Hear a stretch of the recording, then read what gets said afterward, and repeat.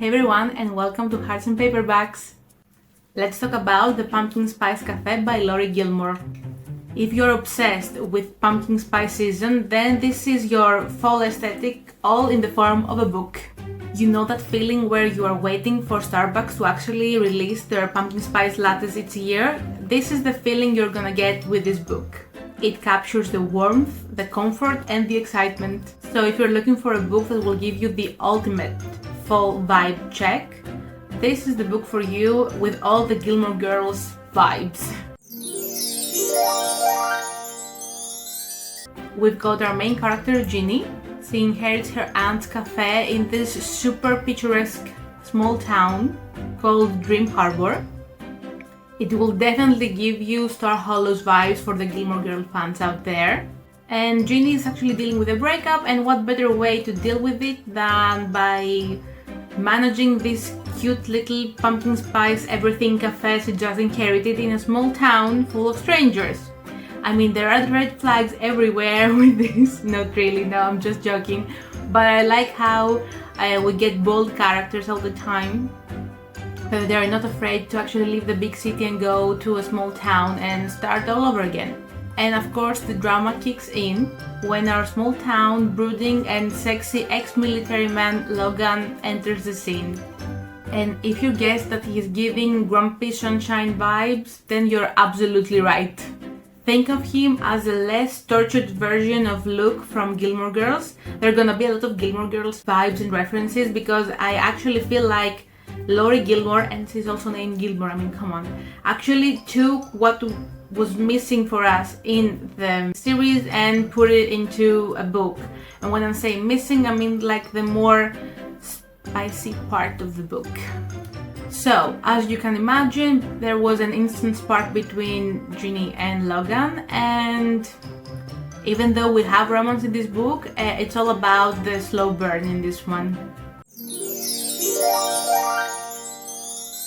Alright, let's talk about tropes because Laurie Gilmore, she 100% understood the assignment on this one. We have small town romance, grumpy sunshine, and a little bit of a cozy mystery. So let's have a closer look. Small town romance. Dream Harbor is your classic Stars Hollows meets Virgin River kind of town, where everyone knows everyone and they're in each other's business. Nothing can stay a secret. And of course we have the town festival. Of course the book revolves around the festival of the town, and it's like it came out of a Netflix rom-com. You got to love the small town vibes. Then of course we have grumpy sunshine. Logan and Ginny definitely give us grumpy ex-military meets the sunshine energy kind of girl. We love a brooding guy who's all, leave me alone, but it's only soft for the female protagonist of the book. We also get some light, enemies to lovers vibes, but it's only for the beginning until Logan can actually open up to Ginny and accept that he actually wants a relationship with her. And of course we have this cozy mystery. I wouldn't call it a trope, but it's definitely there. Basically, other than the festival that is actually the main event of the book, we also have someone messing with Ginny and her cafe. So it was really fun actually finding out who is messing with her, and most importantly, why.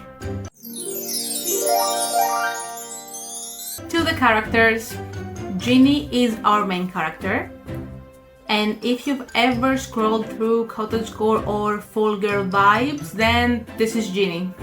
She's sweet, she's optimistic, she has her messy moments, who doesn't? She's relatable AF and she's trying to heal from her past while she's trying to actually figure out who she's becoming. We have a journey, of becoming who she was as a city girl and who she is now as a small town girl.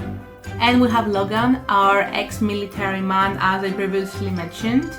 He has this tough but secretly soft with a heart of gold demeanor going on. He returns to the small town from the military, having experienced the world, the bad and the good. And now he's looking, to settle in his little town. And he just wants, something familiar and comforting and just simple surroundings that the small town actually can offer him. I have to say I love Logan's descriptions in the book. He's tall, he's muscular, he has this lumberjack vibe going on. And I love how he's described overall, because you have this exterior that is so muscular and, you know, strong, but he's soft and caring underneath, so I really like that.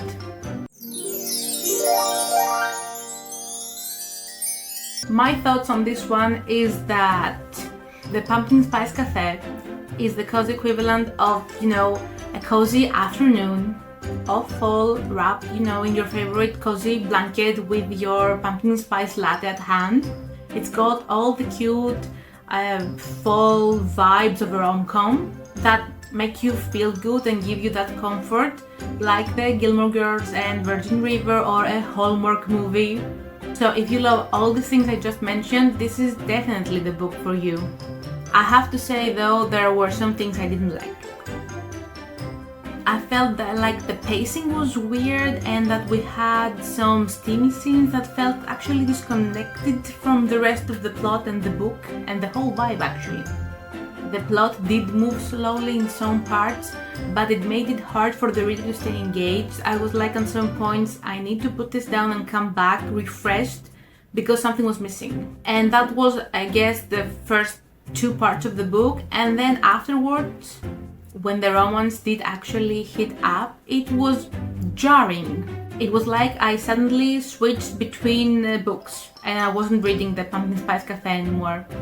At the point where the steamy scenes entered the chat, I wouldn't have minded a clean romance with no smut scenes, but when they came after I had actually reached the 90% mark of the book, they actually felt like they were lacking the intimacy that I would have hoped they had. We went from zero to hero in just a couple scenes, towards the end I mean. That's why I think, you know, the spicy scenes felt a little bit out of place for me. Overall, I would rate it 1 out of 5 peppers in the steam factor, because the romance just didn't hit home for me. However, the Pumpkin Spice Café will give you all the heartwarming and cozy, fuzzy feelings that you're looking for.